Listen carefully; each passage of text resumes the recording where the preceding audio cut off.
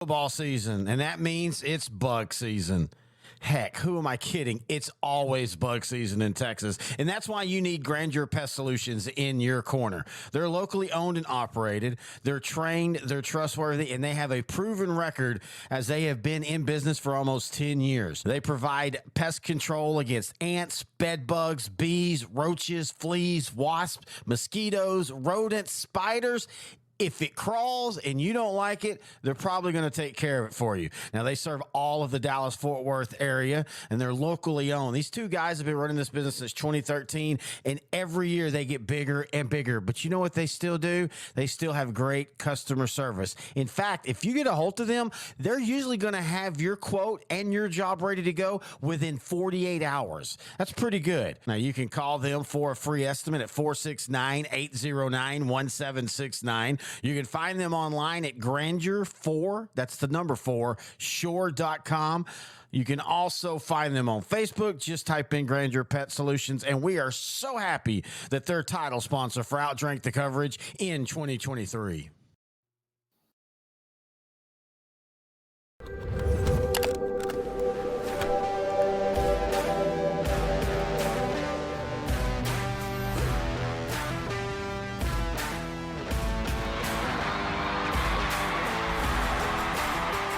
Hey, I mean, that was a good point. I think we might start seeing some go back. It was a week of football. I'm not sure if it was a good week or not. The scores were close at least, but man, there was some ugly football. Hello, everybody. Terry Bennett, intern Noe here. OutDrank The Coverage, brought to you by Grandeur Pest Solutions right here on L4 Media. And yesterday, the games were exciting, at least by the score, Noe, but man, there was some really ugly quarterback play. Well, yeah, you can go to the New York Giants and New England Patriots. I really feel bad to see Belichick just falling like this. It was bound to happen, but Mac Jones just throwing interceptions right to the Giants defense. One of those interceptions, I don't even remember or recall who was even close by for the Patriots. So it was a bad showing overall just in that one game. Man, and think about Geno Smith. He should not have played Thursday night. He looked awful. He was banged up. They should have just went with Locke. So, yeah. Hey, for Dallas, that's all looking pretty good, as, of course, they're going to be playing the Seahawks this Thursday. By the way, this is OutDrank The Coverage, and that means one thing and one thing only. Internally, how are you doing, and what are you drinking? I'm doing well. Cowboys win, so I'm definitely not doing the MD 2020. Today, I'm doing Blanton's Single Barrel. It's one of their original products. Like vanilla, typical bourbon, vanilla, brown sugar notes. You, my brown cinnamon. Yeah. How about you, buddy? How are you doing, and what are you drinking? I'm doing great. I'm doing some Gator Tail, which, if you don't know, that's something I know we didn't technically create, but I'll take it. It's Gatorade with some Gallant vodka that somebody left over at my house. I finished that off. I had not realized until today, when I went to pour some, how much I drank last Monday. I almost took out half a handle in one. I say though, we drank for like 9 hours that day. By the way, we're going to be doing that again on December 18th, Monday Night Football. And that drink, it might be even worse because that's going to be an ugly game because it's Kansas City versus New England. You know, you say you feel bad for Belichick. And we'll go ahead and start there, and then we'll backtrack. This is what we do in OutDrank The Coverage. As you can see, we're showing you the notes just to prove that we actually do put notes together. Intern Noe does a wonderful job. But, I mean, doesn't Belichick deserve some of the blame? That it's that hubris that you get with coaches that have won so long like him.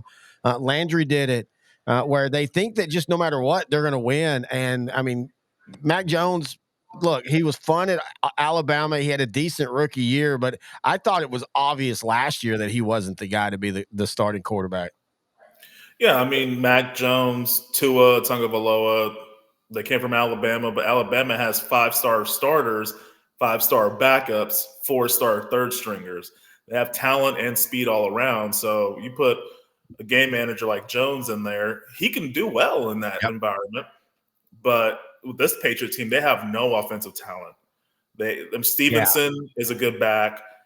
Juju is not playing like he did Kansas City, probably because he Or doesn't have Patrick Mahomes as quarterback. yeah, Uh, he's one of those that it's kind of showing now. And this isn't a knock on Pittsburgh. I think for whatever reason, Pittsburgh are draft receivers that might work well in their system, but when they get away from that, they tend to struggle. You look at Claypool. That guy's now on his third Ready, team, and yeah, and he is. And to be fair, Dolphins have a great wide receiver room, but he is so buried. I keep forgetting he's actually on the fence. And think about it, I talked about Tua go to Miami before 2021. They had a slow offense. They didn't Yeah, have anybody with speed. They were okay. Like Brian Flores, great coach, got them to about 500 with those teams, but they needed speed. They drafted Waddle. They traded for Tyreek Hill. They got Mostert in a trade. They drafted Devin Achane, and now look at them. They're one of the fastest, most exciting teams in football. That's all they really. That's what Tua really needed. He's a very accurate quarterback. Give him some protection. I really think the same thing applies to Mac Jones. You give him some protection. You give him some speed on the outside. I think Mac Jones will throw some dimes. I really still think he's salvageable. I just think he needs a better skill set around him. well, and I know the Dolphin fan in our group Sports Rehab, who gives me a hard time, will disagree. But you could make the case that Tua's not much more than a bus driver. He just has a really pretty fast, athletic bus, and there's nothing wrong with that. When you say that about a quarterback, I think because Bill Parcells is kind of the guy that got that term started. I think everybody, when you hear bus driver, they immediately think of Trent Dilfer, Brad Johnson. You can be a bus driver who puts up, and me and Grant were talking about this and we'll talk on the college show. By the way, if you're wanting the college show, it's going to be a separate show because holy crap, the college weekend. We're just getting that point of the year where there's just so much in both sides. But we were talking about it, and you can be a bus driving quarterback and still throw for 4,000 yards and 50 touchdowns. Not everybody has to be Patrick Mahomes pulling passes out of his ass and falling on the ground, doing backflips. I'm just waiting for him to do some matrix wire work at some point.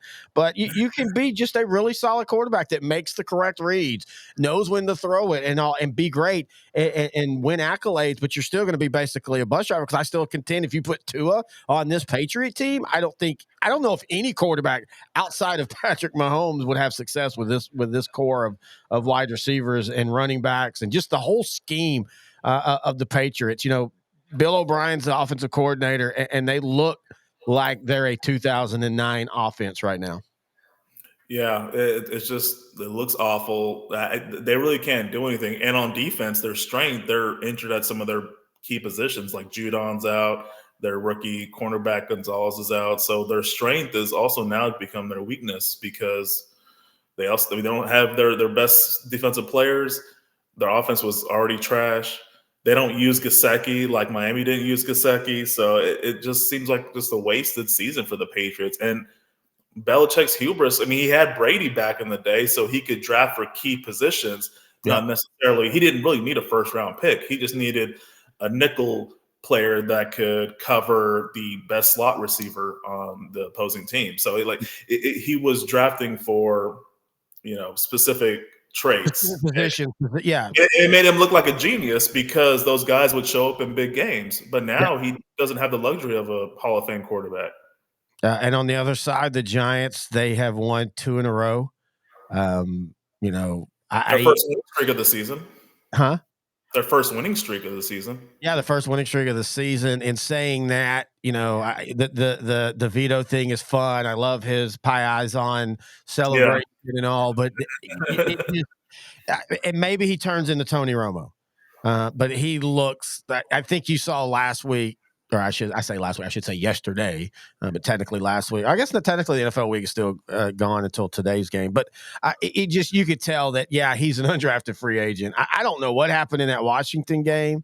That was a weird game statistically. Everything that Washington did on one side of the ball defensively was right, except for they just couldn't get turnovers. And we'll talk about that Washington team here in a minute. But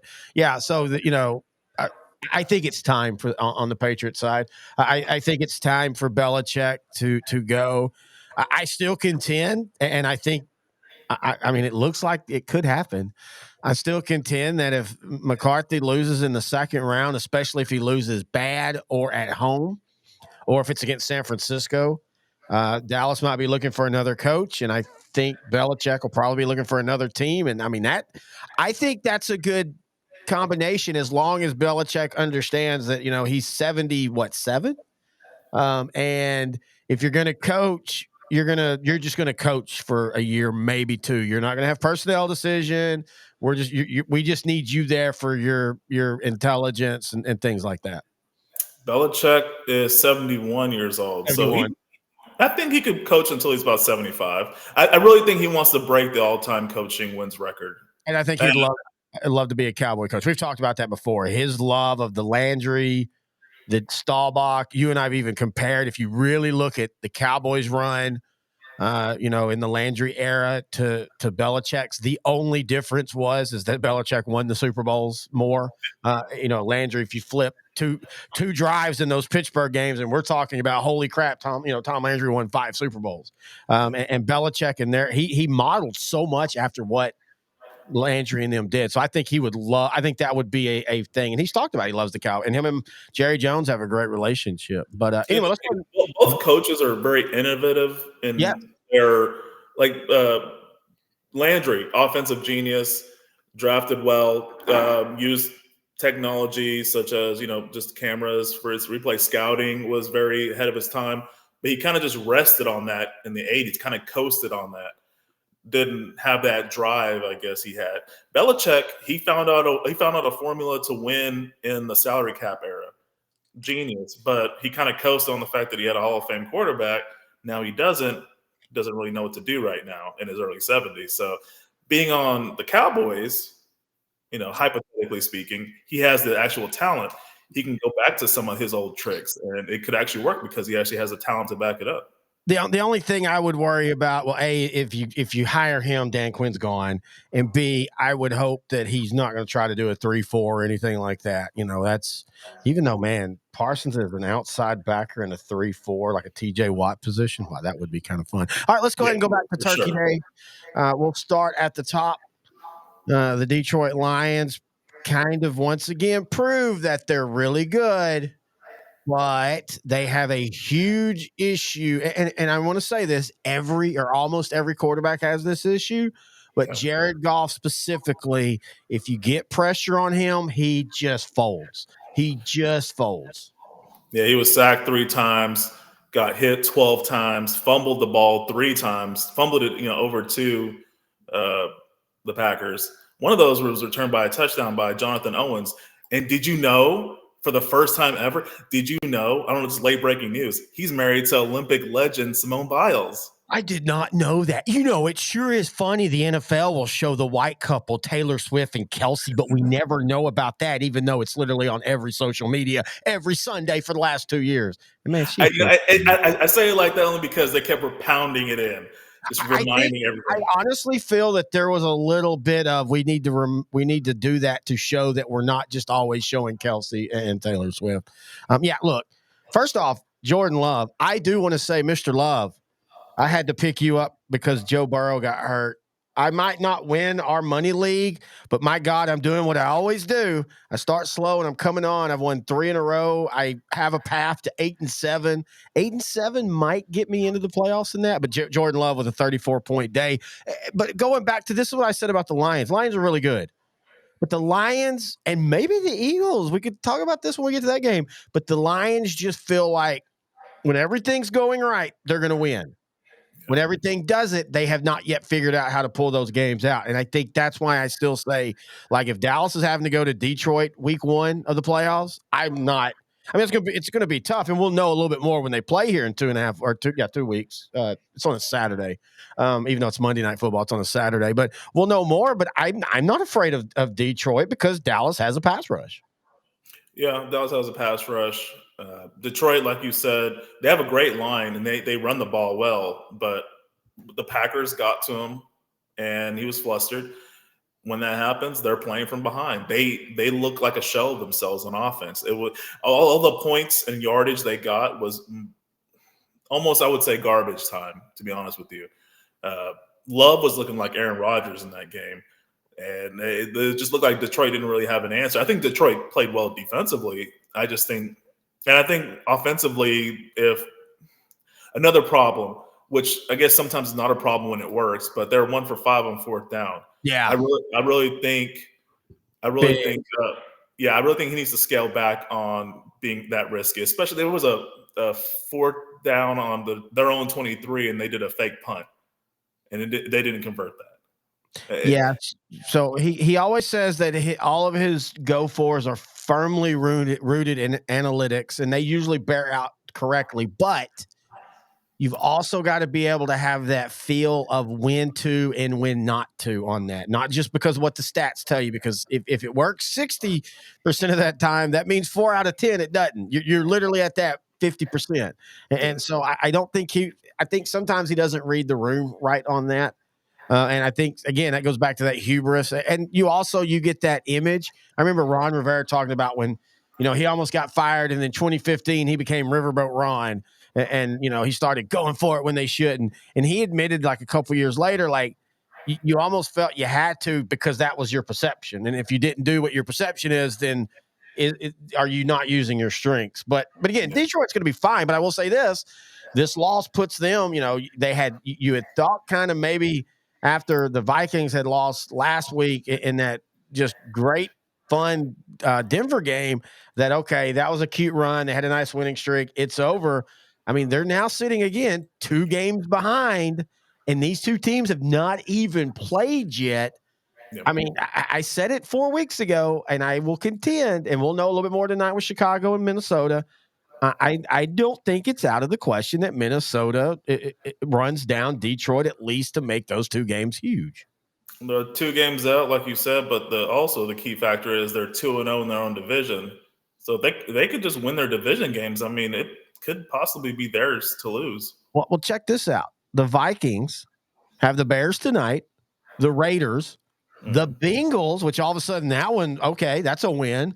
Yeah, The Joe Burrow-less. Yeah, Joe Burrow-less.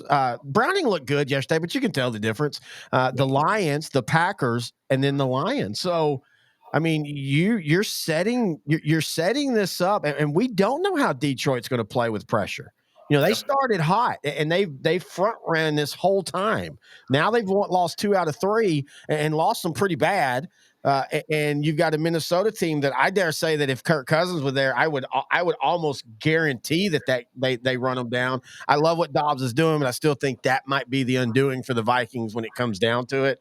You and I were trading. Me and intern Neil always trade little Instagram and Facebook reel shorts and all that. And one of them was the Vikings coach unbelievably watching Dobbs on a play where he did everything wrong but still scored, and the way they captioned it was how awesome it is. And I'm looking at his face going, no, that was more of a, yeah, he turned shit into ice cream right there. I don't think he can do that. Yeah, we don't know how long this will last. I mean, Dobbs really hadn't won an NFL game until this season, so yeah, kudos to him. I mean, he went from Arizona, actually played pretty decent for Arizona, and then went to Minnesota. I mean, he played so decent they traded him. I mean, that's legitimately why they traded him, and because they were like, well, crap, you're playing too good, so let's get Kyler, and let's see what we can decide on Kyler before next year if we're going to try to decide, draft a Bo Nix or a Caleb Williams. But going back to Detroit, Green Bay, Jordan Love, this is 2 weeks in a row, and Matt LaFleur admitted that maybe they had maybe they were being too conservative with him for part of the year. In the last couple of weeks, they've kind of unchained him, and you're starting to see the guy that they saw that they felt could replace Aaron Rodgers. I mean, he wasn't making fluke throws. He was making some really tough throws, and I kind of feel all of a sudden that Green Bay has got to feel good about next year. Man, some of those dropbacks Jordan Love did reminded me a lot of Aaron Rodgers. Some of those sidearm throws, those deep passes where it looks like he's on his tippy toes about to throw it. It looked beautiful. It did remind me of Aaron Rodgers. It's good that he got Christian Watson back into the game. He hasn't really done much this season with injuries. It was a short week on the road, prime time, without Aaron Jones. And they kind of just had a makeshift running attack with AJ. Dillon wasn't great. Yeah. Jaden Reed, the receiver, the rookie receiver, he ran a couple times. Jordan Love ran a few times. So it wasn't like they were running the ball with their star player. It was kind of a collection of players. And I was really impressed with what the Packers did, just getting to Goff. I could see them definitely going on a roll toward the end of the season. I mean, just looking at the rest of their schedule, they the next one's a big one, but it's a home game Sunday night against the Chiefs. That'll be a big one. But if you But lose that one, you're okay. That's an yeah, AFC game. So yeah, you lose a game in the standings. And let's remember, 5-6 puts you in the wild card race. yeah, yeah, And so they got yeah. the Chiefs, then the Giants, the Bucks, the Panthers, the Vikings, and the Bears. Again, I could see them winning 4 out of 5. 1, 2, 3, 4. Yeah, 4 out of 5. Or I could see them losing 4 out of 5 too. I mean, again, as great as this game was, until we see true consistency, Jordan Love might go back to where he was a few weeks ago when he threw for 220 yards. I do know though he has shown a penchant for big plays at big times. You think of that Saints game, especially when the Saints dominated them all game long. You also think of, what game am I thinking of? Is it the Steel? Did they play the Steelers this year? There's another game where, yeah, the Steelers. They ended up losing that game, but the Steelers they couldn't do anything all game long, and then in that fourth quarter they almost came back. Yeah, I could definitely see. I mean, somebody's got to make the playoffs in the bottom. After Dallas, and this is why, yeah, I want Dallas to win the division, but even if they don't, they're going to get the 5th playoff spot. They're going to get that first wild card. After that, though, man, it is still way up in the air. Yeah, I mean, Minnesota 6 at 6-5, Seattle 7 at 6-5, Packers are 8 at 5-6. Then it's the Rams and Saints also at 5-6. The Buccaneers, they're 4-7. They're in there. Even the Giants are 4-8. Anything can happen at this point. Yeah. So Yeah, no, 100%. All right, let's now go to, of course, the Thursday night or the Thursday afternoon game, the Dallas Cowboys. And I'm going to go ahead and say this right now. This is the game that, when you talk about Dan Quinn, that shows me why he is such a good defensive coordinator. They realize, look, Washington won't stop Dallas. Washington will not, Dallas will be able to move the ball at will on them. And so what he did, and it frustrates me in the moment, you and I always joke, outside I of had the the game, text message. yeah, Yeah. outside the game, I'm very practical and pragmatic. Inside the game, any first down, and I got my dad. That's my dad. Any first down, I'm out. They suck. But he realized soon, hey, just keep the speed of Washington, and with Terry McLaurin and a solid. I mean, they've got a solid offense. He Yeah. allowed Sam Howell and them to move up and down the field, but he knew that they wouldn't be able to score touchdowns, and he was right. And then once again, that second half, Dallas's offense breaks through, and once Dallas gets up on you 14 points, that's when the dogs start coming, and Sam Howell has to hold the ball longer. Then you saw the sacks. You saw, of course, the turnover. We'll get into here in a second. But yeah, just a great. I mean, and I know that it's another team with a losing record, but you know what? All that talk, Dallas is doing what you're supposed to do against a losing team. Dominate them. Don't make it close. Don't let them stay in the game. And that's exactly what they did once again. Yeah, it was pretty efficient on the offensive side. They did what they had to do. It was a 25-point fourth quarter that kind of blew the game open. Dak threw it to 10 different receivers. He wasn't sacked, not even really pressured that much, which makes sense because Washington traded Montez Sweat and Chase Young. So, it makes sense. Uh, but yeah, I mean, Dak got 300 yards. He threw for 4 touchdowns. That was good for one of my fantasy football leagues. Yep. I still think they need to figure out the running game. I mean, they ran for 100 and something yards. I mean, you can't It was, really. it was 18 carries, 100 yards. Yeah. I still think Pollard needs a good compliment. I like that he had 13 carries and 6 catches, but we need another running back to get another 10 carries at least. So, I do think with this game, I do think with this game, though, because last week you saw that more. I do think with this game, this is a Washington team that still is solid against the run game. You still got Payne in the middle, but they're terrible in the pass defense. And so I think that was another reason why you saw them just continually going to the pass game. Also, the Dak rollout, I again, where has that been? And I'm glad it's back because any quarterback thing can do that, but especially him. He puts those guys in that middle in such a no man's land. Do you go up to defend the run? If you do, he drops it behind you. If you stay back with the receiver, he's going to get a first down. And it's not like Lamar Jackson running, but it's good enough. He's going to get 3 first downs with his feet, and that just forces so much pressure on the defense. Yeah, it's starting to look more like his 2016 self. He's starting to look more mobile. They're getting more creative with him. Him with his legs is dangerous because he doesn't have to run, No, but not at all. just threatening the defense. I mean, that's why a lot of those players were so wide open in 2016. They could run it on you. Everybody was healthy. Cole Beasley was a third down machine. No one really put pressure on the Cowboys because they didn't know what was going to happen because there were so many different options, so many different ways the offense could attack. So this is starting to look more like that. But again, the big thing is let's see what happens in a couple of weeks when they play the Eagles. Let's see what happens when they play the Bills, the Dolphins, the Lions. I want to see what they do in those games because now, granted, Dak had a great game against the Eagles in the first matchup. They were 5 yards away from winning, but that is the knock. They got to beat teams with winning records. Well, I guess the thing that really frustrates me about that narrative is they did last year. They beat teams with winning records. This is a 1-year thing, and it's just been a schedule fluke where, and again, you go look at the NFL. I mean, so you just going, I'm just reading records. I'm not reading teams, but going down top to bottom from the NFC East, 10-1, 8-3, 4-8, 4-8, 8-3, 6-5, 5-6, 2-10, 8-3, 6-5, 6-5, 5-6, 5-6, 5-6, 4-7, 1-10. That's just the NFC.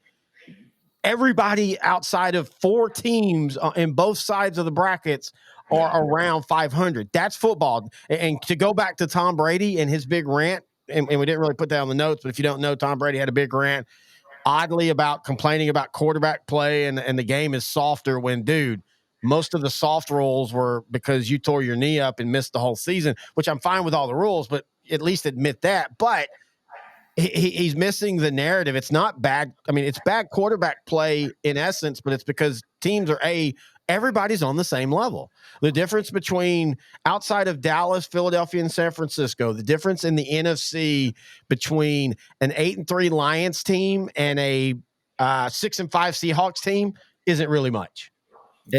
And so you're seeing everybody play at the same level for the most part.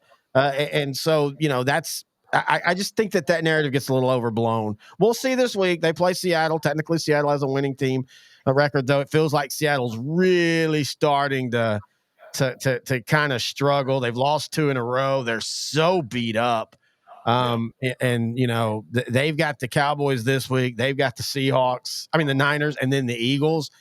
It kind of feels like this is the end. This will, and maybe, and if you're Dallas, you'd be worried because you're going to probably get their best. This 3-game stretch might decide if they're going to be a playoff team or not. Yeah, I had them going to win the division this year and being a 1 or 2 seed, but it just the injuries. If they were healthy, it might be a different story. But with these injuries, I don't really see them getting to 7-8 wins, and they're 6-5 right now. It's been injuries, but it's also been what we talked about and it wasn't a terrible deal for them, but when you reward a guy who has been a journey careerman and then he has one really good year, Case Keenum effect in Minnesota, that type of thing. 9 times out of 10, it's a broken record. We've seen it 1,000 times. The second year is not going to be as good. And he's not been terrible. Geno Smith has not been just absolutely atrocious, but that offense hasn't taken that next step like they probably should have if you had a different quarterback. Yeah, 100% agree. Hey, Rams, don't count them out. They're 5-6, and they got that running game humming right now. I told y'all this a few weeks ago, and then they had some injuries, and of course Dallas destroyed them and all. But Kyron Williams is back. The dude, he won't get it because he won't play enough games. But if you want to talk about what's an MVP, look at the Rams without him and look at the Rams with him. It's a completely different thing. He's now got like 8 touchdowns in 9 games. He was all over the field. Royce Freeman had 77 yards. And yeah, Arizona's not great, but I mean, they're in their division. They've got to beat them. So yeah, I mean, I said it a few weeks ago. They're 5-6. They've got the Browns, the Ravens, the Commanders, the Saints, the Giants, and the Niners. So if they lose 2 of those, that they should, the Ravens and the Niners, but they beat The Browns, which is doable. They beat the Commanders, which they will. Saints is kind of like them. And then the Giants. And then again, the Rams are going to be right there in the playoffs. Somebody's got to make the playoffs in the NFC. Somebody has to, yeah. Sorry, you know what? We forgot to bring up Deron Bland, the fifth interception return for a I mean, touchdown. he's no dig. No, that was awesome. You know, the fact that he did it so quick after last week, I was like, man, that's going to be tough. It's just tough to get pick sixes for any corner. But I Yeah. will say this: at what time does the opposing team tell their quarterback, if you're throwing across the field against the Dallas Cowboys on a simple out type route, don't? Because guess what? Bland is doing what Diggs did so well 2 years ago. He's baiting them. You could Yeah. see it coming. I mean, almost immediately when Howe turned that way, I screamed, "Here it comes!" And because that's when I knew Mac Jones wasn't going to be a good quarterback in the league when they played, and he tried it once and it didn't work. And so what does he do? 2 plays later, or heck, it might have been the very next play. He tries to roll out and throw it across the field. But that's why that record is so awesome, because Bland has to have the other team do so much for him to get in that position. But the run back, it's not the interception. What did it for me was the run back was absolutely phenomenal. And that's the thing that he does well. These aren't all simple, pick six, nobody's around him. He has to break tackles, and he made a cut on the move. I mean, it's awesome. I have to ask you, at what point does he at least in the conversation for Defensive Player of the Year? No, he's in it right now. He set a record for return TDs in a season, so he's definitely in the discussion. He just has to be consistent and not have too many bad games going forward. He needs to probably show up in a big game against like Philadelphia or Buffalo, but to me, he's in the discussion right now. He's one of the top defensive players this season. It's a little bit of a surprise. I mean, as a Cowboy fan, I knew he had it in him just based on how well he played as a rookie. But now he has the opportunity to be a full-time starter, and you're kind of seeing what Cowboy fans kind of saw glimpses of last season. Oh yeah, no, we were very happy with him. People forgot that he basically kind of started late in the season when Jordan Lewis got hurt and still ended in the top 3 in interceptions. Speaking of Defensive Player of the Year, Micah Parsons on the year. He has only been held without a sack in 3 games, and one of them being that Giant game a couple weeks ago was just a kind of a weird game. And I know a lot of people were like, "Oh, is he wearing down? He didn't have a sack against the Giants." In the last 2 games, he's had 4 sacks, 2.5 against Carolina, 1.5 against Washington. You could have made the case that he probably had 2 other sacks that somehow kind of got out of.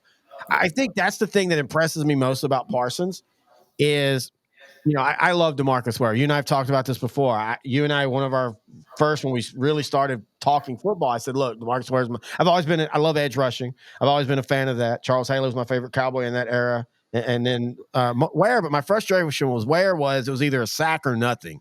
Yeah. Micah Parsons just lives in the backfield, dude. He causes so much havoc even when he doesn't get even close to the quarterback. We see the quarterback throwing the ball early. And that's one of the reasons why we have so many interceptions. Our secondary is great. Don't get me wrong. But if you've put Deron Bland on a Washington Commanders team that can't get a sack to save their lives now, he would not be as good. No corner is. Yeah.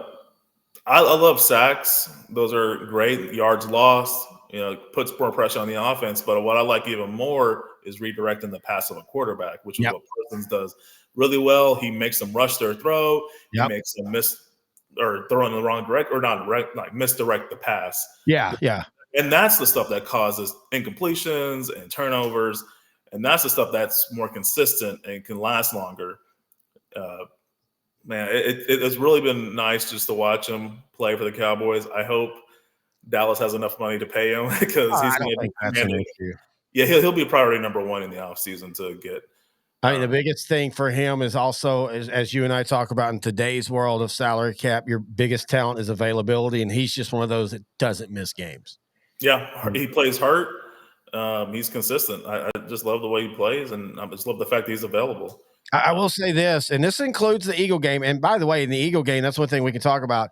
The Cowboys got, they gave Jalen Hurts issues because one of the big weaknesses I think we're starting to see now with Philadelphia And we'll go ahead and switch over to that game.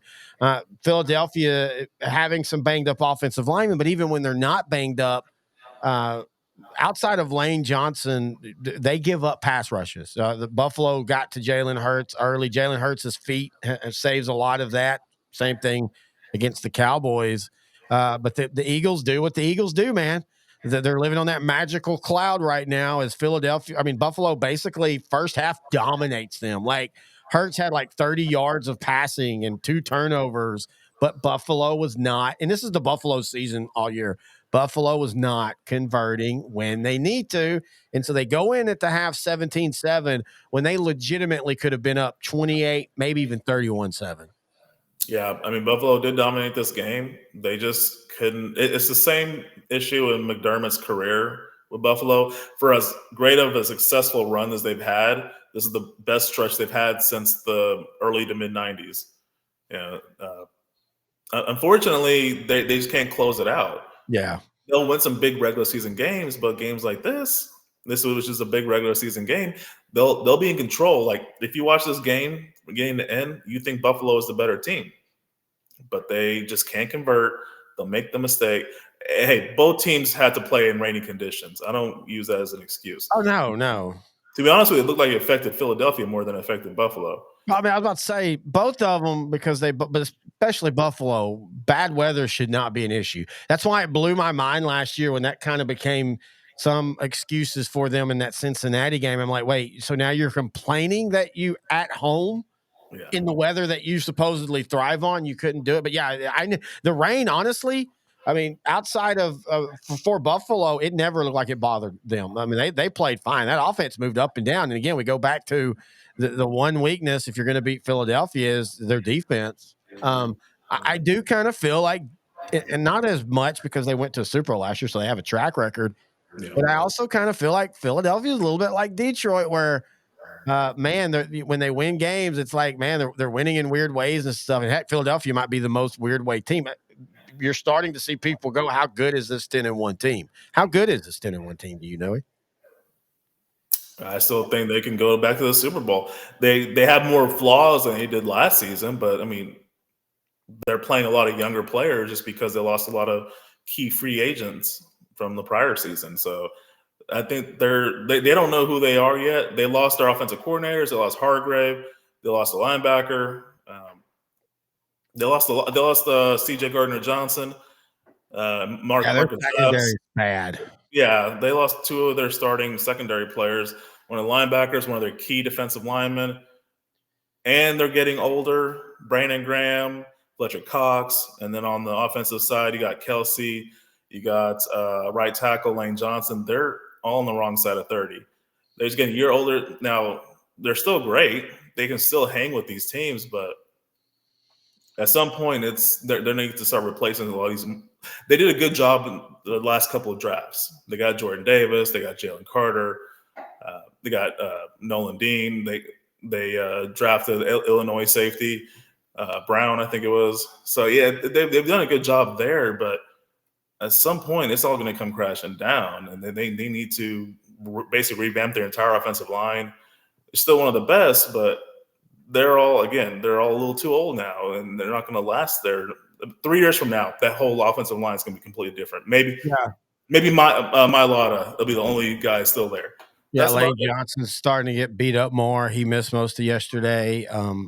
When he was out, you could tell the difference. And even then, as great as he is, you like Dallas, that weak side had some success. They didn't get sacked, but they had some success of collapsing that pocket in. Let's go ahead and talk about it. Next week is the game that kind of decides the NFC top rung right now.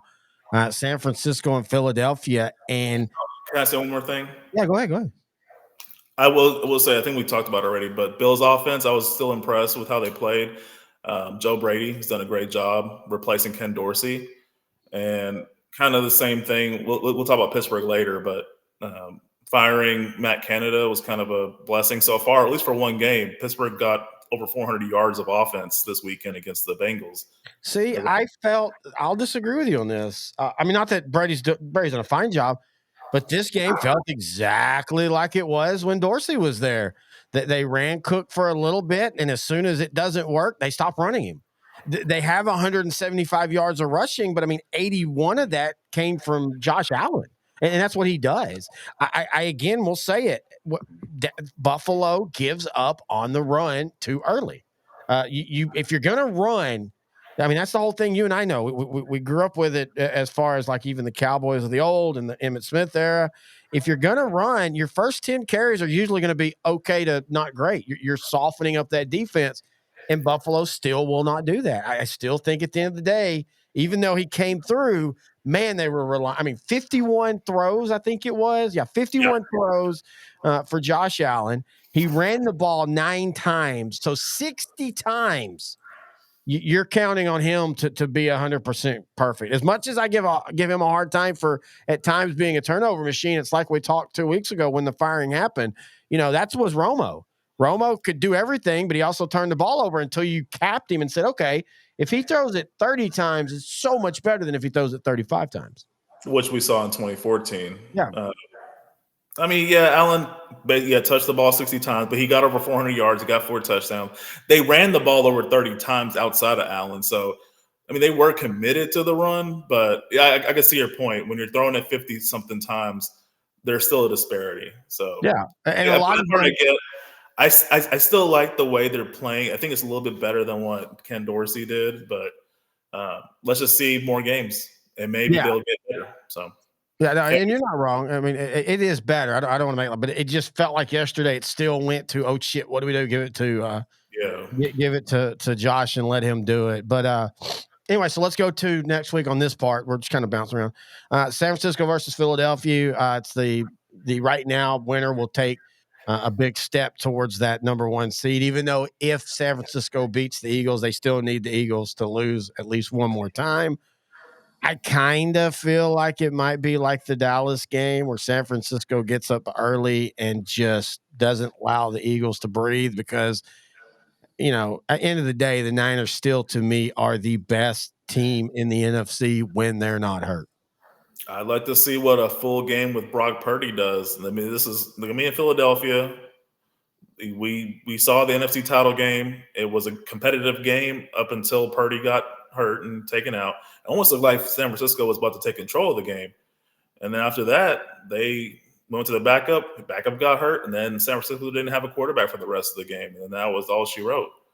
So It looks like that right now, as of now, the weather's going to be a lot like it was yesterday. I think both teams are fine with that, but I think San Francisco is even more fine with it because San Francisco will you're going to get 4 different guys with 7 to 10 carries. They're going to throw a bunch of routes that are within 5 yards of the line of scrimmage. They're going to, and that actually benefits the offense because you got guys slipping and sliding. And we saw that yesterday with both teams. I don't know. I just, again, now that they're healthy again, I just think that I don't think it'll be as bad as the Dallas game, but I do think that they're going to win comfortably. yeah, I think Philadelphia gets their second loss next week, which will set up a very interesting matchup the following week against the Cowboys. But yeah, we'll see. We'll see what happens. I do think San Francisco will win, probably 31-17. Yeah, that's a really good score. That's kind of where I could see it too as well. All right, this was a game that was only in the other game segment, and we were just gonna bring it up just to kind of because we kind of go through every game quickly. But then today, big news: Carolina fires Frank Reich after they lose to Tennessee yesterday, 17-10 in an absolutely ugly, terrible game. Yeah. Look, I'm not going to pretend Frank Reich's done a great job, but how the hell are you going to find a coach if you're not allowing coaches to finish out a second year or with even Frank Reich finishing out a full year? I don't get this firing at all. I don't know what Carolina's expectations was for year one. Were they expecting to be playoff bound this year? Well, good question there, Noe, because I will say this. The narrative about the Panthers sure has changed because last year they fired Matt Rule and boom, they barely missed the playoffs. Yet now that Bryce Young has struggled, you're hearing about them having one of the worst rosters. That confuses me because I mean, they didn't make a ton of changes from last year, and most of the changes seem to be good. Like Adam Thielen's had a resurgent year there. Then not that he was terrible last year, but Minnesota, you could tell he was starting to fall off as far as what they needed. So yeah, what is it? Because the narrative I feel has kind of changed to protect Bryce Young. Is this roster as bad as people claim it was, or is this the same roster that almost made the playoffs last year? They might be disappointed in Miles Sanders. I don't really this part. I just don't get this at all. Like to me, this is a 2 to 3 year process. You want to see gradual improvement, and you have a franchise quarterback. You hired this coach with a pedigree of he had some success at Indianapolis and as a former NFL quarterback, but I'm not sure. Like if you look at the makeup of this roster, I don't see where you would expect them to be competing for the playoffs this year. I mean, Miles Sanders has been a disappointment. yeah, but I mean, they were 7-10 last year. Again, did the roster change that much? Because I don't really remember them going through a complete there's 9 new starters on offense or anything. They got rid of they traded more to Yeah, the Bears for the number 1 pick. that happened in season last year. So I mean, that's that was gone. Week 6 is when they did that. So I mean, he's been away a year and 4 weeks now. So you should be used to that by now. I mean, Thielen's been fine. I guess their receiving core hasn't really been as good as they thought it would be. I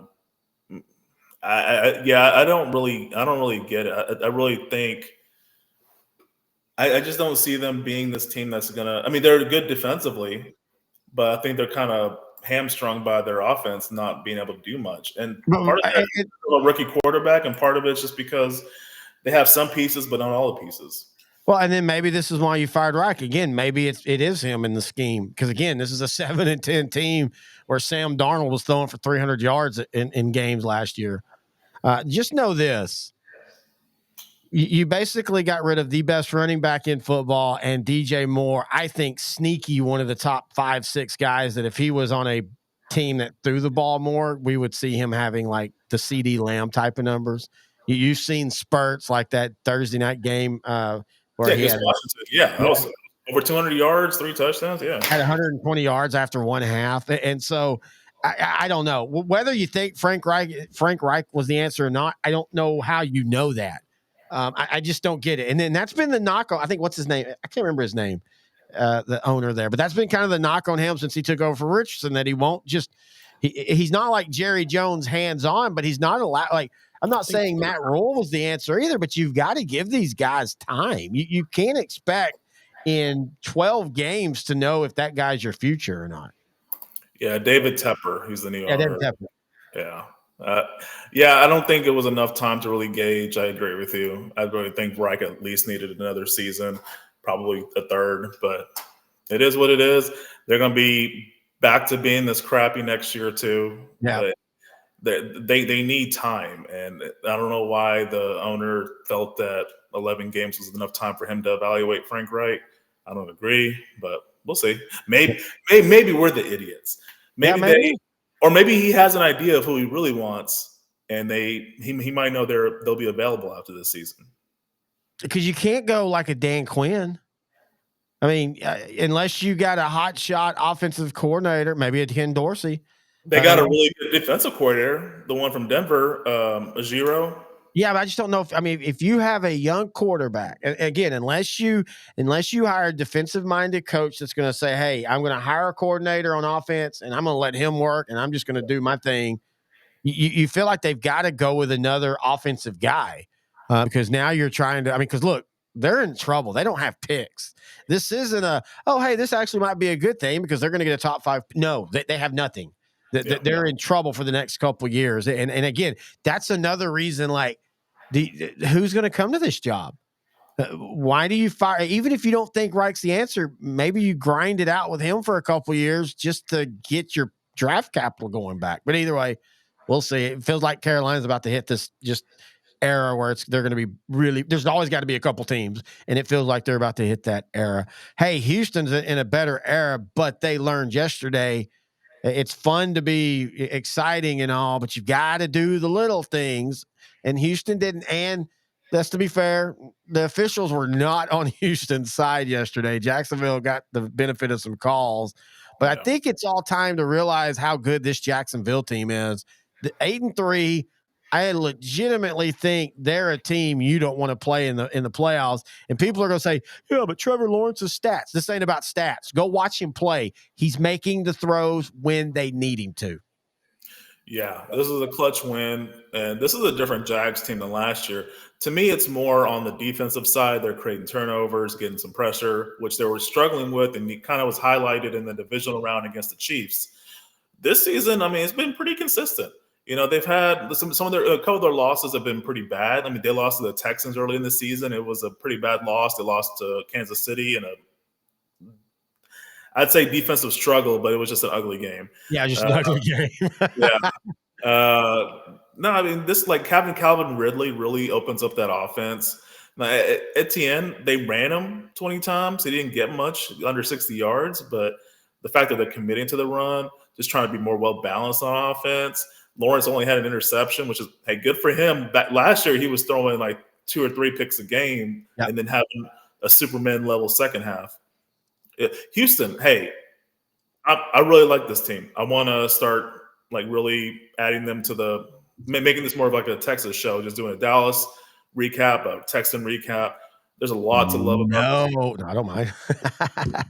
Love that That's first where we half stop started. on That's Travis where we Etienne. started 2 years ago. Remember, we were Yeah, this was a Texas NFL show, but the Texans were so bad. It just, I mean, and I don't mean like they were. It wasn't just because they're bad. You can be bad and fun. They were bad and boring. No, I yeah. have no problem. We'll start making the Texans the second team we talk about. Though we never go in order anyway. But we will talk the Texans every week from now on. And I do think the Texans probably make the playoffs. Yeah. Hey, you say the NFC is wide open. You go to the AFC playoff, number 1 to number 9, the difference is 2 games. That is scary. That means anything can happen. I'm going right now, clicking on the playoff picture, as they say on NFL.com. All right, so nobody has clinched a spot. So the Yeah. Eagles ended up not being able to clinch a spot. I thought they could. I guess I don't know what I never read what it was that they did, but I know they could have technically clinched a spot yesterday. But right now, well, we'll go ahead and see because we're talking to. So right now, you've got the Ravens at 9-3, the Chiefs at 8-3, the Jaguars at 8-3, and the Dolphins at 8-3. Those are your division leaders. Right now, if the season ended today, St. Louis, don't know where the hell I got St. Louis from. Steelers, Browns, and Colts would make the playoffs. That I love. Yeah. On the bubble, the Texans, the Broncos, the Bills. I'm not done yet. The Bengals, not done yet. The Raiders, the Chargers, the Titans, the Jets. And I know this sounds crazy, but mathematically, the Patriots. Yeah. Now let's go ahead and let's cut off the Patriots, the Jets, the Titans, and the Chargers. Raiders at 5-7. I still give them a chance because it feels like they're kind of trending up. I think the quarterback situation is going to be what hurts them. Cincinnati the same way. So you've got the Texans, the Broncos, and the Bills. That's the 3 teams I think fight for that last or the 2 playoff spots now, or 3 playoff spots. Now for them, do you really see the Steelers or the Browns continuing at 7-4 with what their offense and their quarterback issues are? Browns, no. Steelers, yes. Really? Tomlin somehow No, that's a good pulled. point. Yeah, it's head coaching for me. That's the only reason I said it. I really don't know what the Steelers' offense is going to look like going forward, but in a 1-game window, they look pretty solid, running in, Shit, throwing. dude, they have a really easy, not easy, but they play the Cardinals, the Patriots, the Colts, the Bengals, the Seahawks, and the Ravens to finish. That's at All least right. 10 wins right there. And Tomlin does it again, another winning season for him. And he'll make the playoffs. All right, so we'll go ahead and, as of right now, and we'll do this each and every week to finish out the show. Let's start. Each week we'll finish out with it. We'll look at the picture because we're there. All right, Browns at 7-4. I don't see them staying there. No, I mean, great defense, but their starting quarterback's out for the year. Their backup has a concussion. Walker is not going to be the answer for your quarterback. They don't have Nick Chubb. Amari Cooper had a concussion in this game. Myles Garrett had a sling in his right arm. Yeah, they're getting an MRI today, and that did not look good. If you, I mean, seriously, that shoulder. I mean, shoulders in football are always big because you lead with them when you tackle. But for a defensive lineman who needs to be able to swing those arms out, if he's got a torn or even like a strained or stretched or pulled rotator cuff, AC joint issues, he might can play, but he's going to be so ineffective compared to what he is as he was. I'm going to go ahead and say this. I think the three in now, Steelers, Browns, and Colts, I'll give you the Steelers, but I think the Texans and Broncos or Bills will replace at least two of those. Yeah, Colts, hey, Shane Steichen is having a good first year with the Colts. He doesn't have Anthony Richardson, but Gardner Minshew is very comparable.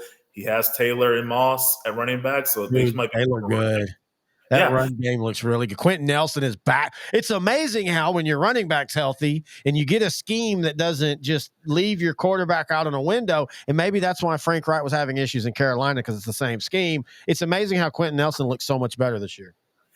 you hit the nail on the head, man. And they look so much better. I think they'll be one of the teams that makes the playoffs. I think the Steelers will make the playoffs. I don't think the Browns are going to make it, unfortunately. Although I love a good defensive football team, they have 7 wins. They know what they got to do next year. This is going to be a dangerous team next year. But for this year, I mean, they don't have Denzel Ward. They don't have the best pass rusher. They don't have the best cover corner. They don't have their quarterback. They don't have their running back. Their star receiver just got hurt. It's a recipe for disaster. Like, if they make the playoffs, coach of the year, all the accolades. Oh, yeah. But they're not going to go far. Texans are a dangerous team that could go far. Broncos, I don't know what to make of them. Russell Wilson's playing mistake-free. They won 5 in a row. Including a game against the Ravens, including a game against the Steelers. He's looking like a Pro Bowler. Cortland Sutton's Yeah. looking like a Pro Bowler. Javonte Williams is looking good. They got rid of some of those expensive defensive players they got, and they're looking. Who maybe had been some locker room issues with all that. I think you're just seeing, you're starting to see, and I've said it. I think Sean Payton at times is a little overrated, but you're starting to see that offense where they're not just looking like crap. I mean, they look really good. They're making plays, and you're starting to see Russ look like Russell of old. I think we've realized the issue is with him. And again, it's just not a knock on him, but it's just, again, it goes back to Tony Romo. Russell Wilson at 30 attempts is a way better quarterback than Russell Wilson at 35 to 38 attempts. I think we're seeing that now. Yeah, Russell Wilson's a guy, 30 max, run the ball 5 to 8 times. They look at the rest of the schedule, man. They have a 3-game road trip right now. They go to Houston, they go to LA to play the Chargers, they go to Detroit. They can win at least one of those games. And then they play home game versus the Patriots, a return matchup against the Chargers at home, and they close out at Vegas. So, I mean, I could see them getting to 9 wins easy, and that might be enough to make the 7th seed in this conference. Right now, Russell Wilson is thrown for 2,200 yards. I don't ever really look at yards. I mean, it matters, but in today's era, especially, you get quarterbacks just throwing underneath. But more importantly, it's the 20 touchdowns. But even more importantly, it's the 4 interceptions. That's what. And by the way, that's why we're seeing ugly football. Nobody wants to make mistakes again. A few years ago when Josh Allen came in the league and when Patrick Mahomes came in the league and when Dallas and had that 2020 offense and stuff, teams were going down the field, 50-50 balls, and then defenses stopped allowing that by shelling, meaning you're dropping your safeties back. In another era, you would see teams run the ball more. And I think I'm curious to see next year. I legitimately believe that's the next. We're going back to teams going, okay, we need to invest in the run game because safeties are playing so far back. But what's old is new? Huh? What's old is new. Yeah, exactly. What's old is new. But you're also seeing receiver or quarterbacks just dumping. But and you have to right now. But anyway, let's see here. We're almost out of time. Uniform games. You're right. The Arizona game, Rams was terrible. Even though the Rams probably had their best look all year. The Arizona. I don't mind the black helmet. Don't wear it all black though. That you just don't. I think, and I told you this a couple years ago. I think if they went with the all black at home with a white helmet and then all white on the road, I think that's the 2 best looks. Just get red be an accent. Don't make it your main color. The best Buffalo, Philadelphia. Only thing I wanted, Noe, was I already know what you're gonna say. Buffalo to surprise everybody with the red helmets. Oh yeah. Hey, that'll be What a, are you a gonna say? throwback to the '90s and '80s. Yeah. I was gonna say I noticed that the Kelly green helmet was a little too light for the jersey. I think that was So the rain. I think that I thought the same thing. I think the rain soaked jerseys, that darkens. I thought the exact same thing because that didn't look like that the first time they wore them this year. And I think maybe the rain was doing that. what would be perfect now is to have the end zone silver with green eagle. Didn't they do that first time? I think they might have. It was a Sunday night game, right, against the Yeah. Dolphins. Yeah, I think they did it the first time. Man, I really wish Dolphins would have wore their throwbacks that week as That well would have because been they perfect. wear theirs too. Yeah, it would have been. Kansas City, Vegas looks great. That's a classic look. Yeah. New Orleans, Atlanta. Mwah. I, Jesus Christ, man.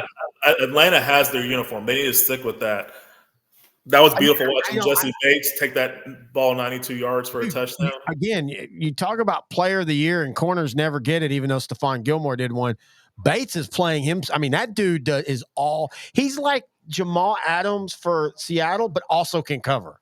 Because Yeah, that's thank God Texas or Dallas didn't get him a couple years ago. Because man, that was. But it had been and Roy Adams, Williams. yeah, Adams is great at rushing the quarterback from the safety spot. Bates does it all. He's been really good. Yeah, I Yep. agree. And the Saints helmet, by the way, the way they wear that black helmet's perfect. They know when to wear it. Wear it when you wear the all whites. I do wish they'd make the LaFleur bigger. But that's just my Yeah, big thing. I don't like helmets where and it's the same thing with college with Washington. yeah. Washington used to have the big old helmet with the gold outline. Now they have the really small one. But anyway, all right. Next week's games, we got the Cowboys on Thursday night against the Seattle Seahawks at home. I'm really surprised they didn't force Dallas to go on the road like they have been on this Thursday after Thanksgiving. This feels like a game that will end up being another blowout because I just think what Seattle does well offensively plays into what I think Dallas does well defensively, and B, I just think the Seahawks are way more beat up than people realize. Homecoming game for Jackson Smith and Jigba. Yeah, I agree with you. I think Seattle's a good team, but they are just banged up. I don't really see that they'll be really too competitive. Maybe at first, but Gino's elbow, I don't think is all the way there. He might get replaced in the second half of this game. So he I might see not Dallas. survive because of the pass rush because Seattle's offensive line is starting to have issues that he has kept looking better because he can move around. Yeah, yeah. I really think they're going to lose this game by 3 touchdowns, unfortunately, maybe 35-14 Dallas. That's a good score. But I think it'll be like I think it'll be close at half and, it'll be like 21-7 at half. It might even be like 14-14 because Seattle's good enough. Oh, And Seattle could win this game. I don't want to make it sound like Seattle can't win this game. I'm just feeling that, dude, there's something about Dallas on national televised games against teams that aren't the 49ers where this offense, even against the Eagles, just score. I mean, we can talk about winning game, but all that. But I don't know. This just feels like one of those that people are going to think is close, and it's not. Denver, Houston. Who do you have? I have Houston. Yeah, I have Houston, but I think it's going to be an uglier game. I think you're starting to see teams try to force Stroud into checkdowns. I love the fact that he's like, you know what? Screw that. I'm not going to do that. But you could see, like on that attempting game-winning drive, there was a couple times that he scrambled, that he's got to realize there's a clock. You need, throw the ball away, run out of bounds for a 3-yard gain and live to fight instead of running off 10 seconds. Because at that point, time is more of a premium. All right, San Francisco, Philadelphia. I think we both said San Francisco. Cleveland and the Rams. I think this is one of those games that's very underrated. If Garrett plays, we all know how good Cleveland's defense is. The Rams, I still think when Stafford's healthy, when Kupp's healthy, and when Williams is healthy, and Sean McVay at head coach, I have the Rams winning this one. Yeah, I have the Rams winning it too, mainly because of the injuries with the Browns. I don't think their defense will be as dominant. I think the Rams will go for another 200 yards on the rushing. Yeah, I could see that. I was actually really impressed with what the Broncos were doing against Cleveland at key moments running the ball. Kansas City, Green Bay. That's Sunday night, isn't it? Yep. Very underrated matchup. I'm going to go with the upset and think Green Bay wins. Because Kansas City, again, it's not the most important game at this point of the year when you're playing across. As long as you've got enough wins where you're not needing wins just to crawl back into it, and they're not. And I think Jordan Love and the Packers are hot, and this just feels like one of those games where Kansas City starts slow, which they've been doing a lot this year. Yeah. I think the Packers could get up early and then be able to hold off the thing. Let's see what other one. That's it. All right, buys. What do you think of the buys? I think they've got to figure out the buys. I don't think it's fair in the long run for teams to have to go 13 weeks in before they get a buy.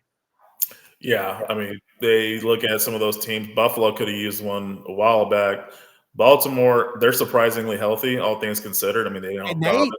dude, they get the thing of where they played last Thursday.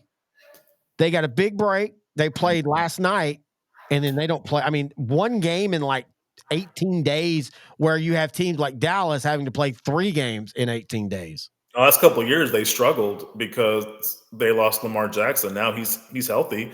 going into December. This is going to be a much different team. They were about this same record wise last year and the year before. So a healthy Lamar Jackson is makes Baltimore a very dangerous team. Yeah, I totally agree. All right.